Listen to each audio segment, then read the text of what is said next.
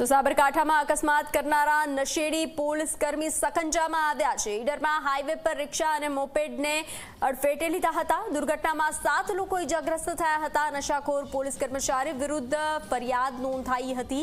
તો પોળો ખાતે બંદોબસ્તથી પરત ફરતી વેળાએ અકસ્માત કર્યો હતો। કોન્સ્ટેબલ ચેતન અંસારી સામે ખાતાકીય કાર્યવાહી પણ થશે।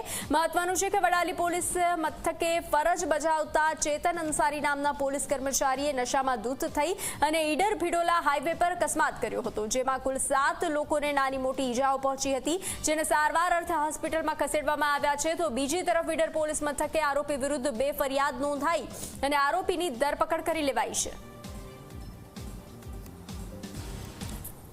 આ ઘટનામાં જે સ્વિફ્ટ ગાડીનો ચાલક છે એ ચેતન અંસારી છે અને એ હાલ વડાલી પોલીસ સ્ટેશનમાં કોન્સ્ટેબલ તરીકે ફરજ બજાવે છે।